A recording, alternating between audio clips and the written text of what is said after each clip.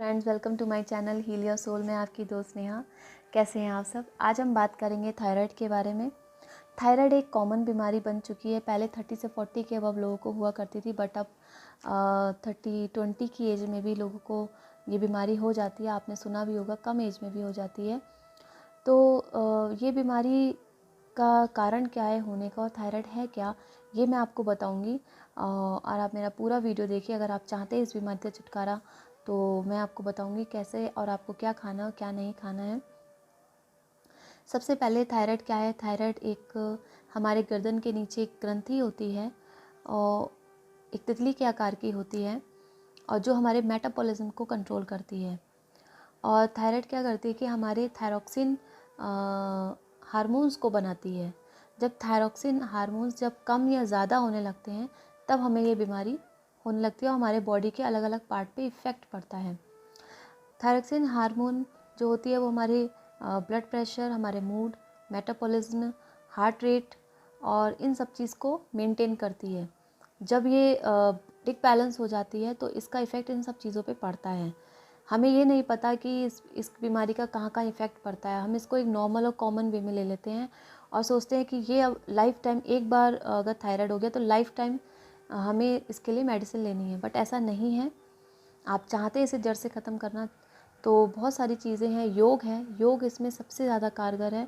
अगर योग को मैंने हमेशा बोला है कि आप इसको अपनी लाइफ का एक पार्ट बना लीजिए, तो आप हर बीमारी से छुटकारा पा सकते हैं। आपने ये भी सुना है कि थायराइड दो तरीके की होती है, एक हाइपो और एक हाइपर। हाइपो में क्या होता है कि हालांकि दोनों के जो सिम्टम्स हैं वो सिमिलर होते हैं, थोड़ा ही डिफरेंस होता है। हाइपो में क्या होता है, आपका वेट बढ़ने लगता है, आपके फेस पे सूजन आ जाती है, आपके बाल झड़ने लगते हैं, आप कुछ भी काम करने में, थोड़ा सा भी काम करने में थकावट सी महसूस होती है। और हाइपर में क्या होता है कि आपको भूख तो लगती है, आप खाते भी खूब हैं, बट आप स्लिम होते चले जाते हैं और आपके हाथ पैर में कमज़ोरी आने लगती है। और क्या होता है कि आपको बैठे बैठे चक्कर आने लगते हैं।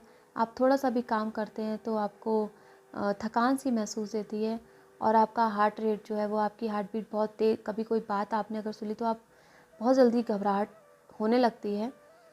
तो ये सारे सिम्टम्स हैं जो लोग अब समझ पाए हैं, क्योंकि ये बहुत तेज़ी से ये बीमारी बढ़ रही है। क्योंकि जो हमारे खाने पीने का जो तरीका है, जो जीवन शैली है हमारी, बहुत ज़्यादा बैलेंसिंग नहीं है। लोग कुछ भी खाते हैं, सी फूड या कुछ भी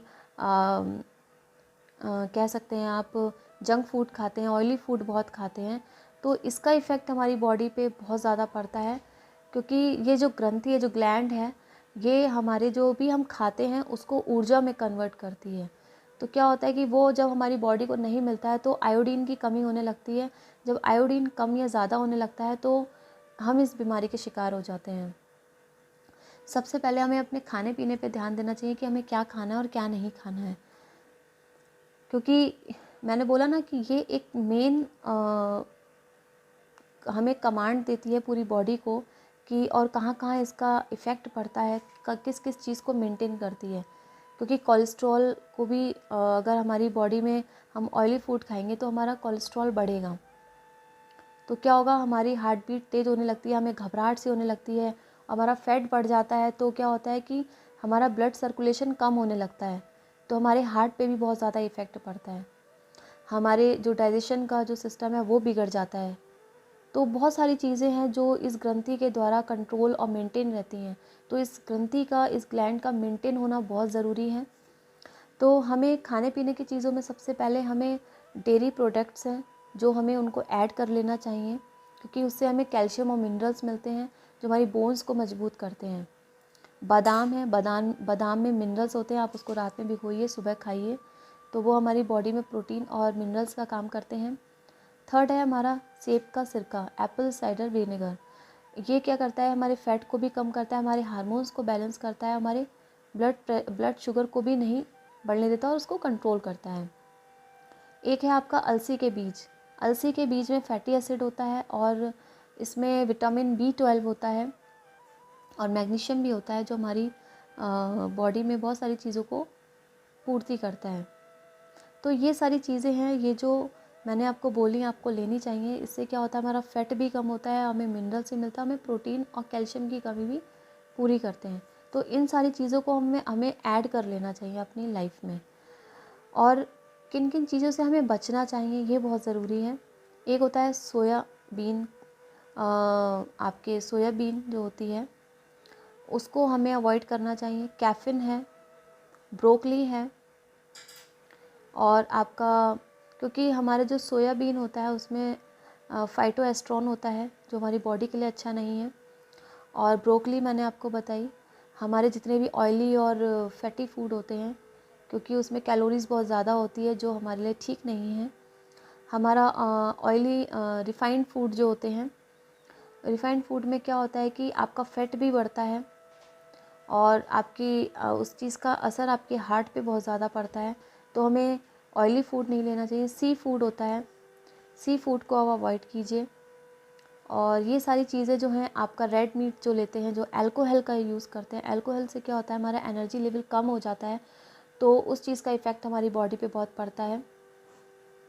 तो हमें इन सब सारी चीज़ों से बचना है। ख़ास तौर से थायराइड के पेशेंट को ये सारी चीज़ें नहीं लेनी है। हाइपर में क्या होता है कि हाइपर में आपका बॉडी स्लिम होती चली जाती है। तो हमें उसमें कुछ चीज़ें मैं बताऊंगी जो आपको 10 से 15 दिन में बहुत ज़्यादा असर दिलाएंगी। आप इस चीज़ से छुटकारा पा सकते हैं। सबसे पहले मैं आपको बताऊंगी अदरक। अदरक में एंटी इन्फ्लेमेटरी गुण होता है, जो मैंने आपको पहले ही बताया था। अदरक का यूज़ कीजिए। और एक होता है आंवले का चूर्ण और शहद। आप डेली 1 चम्मच शहद में आंवले के चूर्ण को मिला के आप बना के रख लीजिए। या तो रेडीमेड भी मिलता है, आप घर में भी बना सकते हैं। तो उसको 1 चम्मच शहद में थोड़ा सा आंवले का चूर्ण डाल के आप सुबह 1 चम्मच लीजिए और रात में भी आप ले सकते हैं। इसका इफ़ेक्ट बहुत ज़्यादा पड़ेगा। और अदरक का मैंने बोला, अदरक का यूज़ कीजिए। अदरक तो बहुत ज़्यादा हमारे लिए अच्छी रहती है, हमारी बॉडी के लिए बहुत सारी चीज़ों, बहुत सारी बीमारियों के लिए अच्छी रहती है। तो थायराइड के लिए बहुत अच्छी है। धनिए का पानी का यूज़ कीजिए आप। धनिया, जो हरा धनिया आता है, आप उसको पीस के आप सुबह 1 गिलास पीजिए और उसमें हल्का सा सेंधा नमक डाल के आप उसका सेवन कीजिए। इसका इफ़ेक्ट बहुत ज़्यादा पड़ेगा और बहुत ज़्यादा फ़ायदेमंद रहेगा आपके लिए। और सेब, आपके फल हैं, सब्जियां हैं, इनका ज़्यादा से ज़्यादा सेवन कीजिए। तो क्या होता है, हमारी बॉडी में बहुत ज़्यादा इन चीज़ों का असर दिखेगा आपको और बहुत ज़्यादा फ़ायदा भी दिखेगा। थर्ड चीज़ मैं आपको योग बताऊंगी। योग तो मैंने हमेशा बोला है कि वो हमेशा कारगर होता है हमारी हर बीमारी के लिए। तो योग में मैं कुछ आसनास बताती हूँ आपको। 4 आसन है जो आपको करने हैं, जो थायराइड पेशेंट्स हैं उनके लिए स्पेशली हैं। चाहे हाइपो हो चाहे हाइपर हो, उन दोनों के लिए ये आसन बहुत ज़रूरी हैं। सबसे पहला है विपरीत करनी। विपरीत करनी करने से आपको बहुत ज़्यादा फ़ायदा मिलेगा, आपके थायराइड पे बहुत ज़्यादा असर पड़ेगा और आपको आराम भी मिलेगा। सेकंड है आपका मत्स्य आसन, जो आपके पेट की बीमारी है, कब्ज़ की बीमारी है, उसको पे भी आपको आराम मिलेगा। थर्ड है आपका सर्वांग आसन और हल आसन। इन 4 आसन को आप अपनी डेली लाइफ में जोड़ लीजिए। ये आसन आपको करने ही करने हैं। तो मैं आपको यही बोलूँगी, अगर आप चाहते हैं कि आप इस बीमारी से छुटकारा पा लें, क्योंकि इसका इफ़ेक्ट आपकी इस ग्रंथि पे ही नहीं, आपकी बॉडी के बहुत सारे पार्ट्स पे पड़ता है। तो आप इन आसनों को जोड़ लीजिए डेली बेस पे। और मैंने बोला है कि अगर आप नहीं कर सकते तो किसी के, आपके आसपास जो भी कोई योगा टीचर हो या कोई इंस्टीट्यूट हो, आप उनके अंडर में रह के आसन कीजिए। और जो मैंने आपको खाने पीने में जो भी बताया है, उन सब चीज़ों का ध्यान रखिए और आप डेफिनेटली इस बीमारी से आपको राहत मिलेगी और बहुत अच्छा फील करेंगे आप। क्योंकि जब हमारा इस बीमारी में क्या होता है, हमारा मूड बहुत स्विंग होता है, क्योंकि हमारे हार्मोन्स बहुत तेज़ी से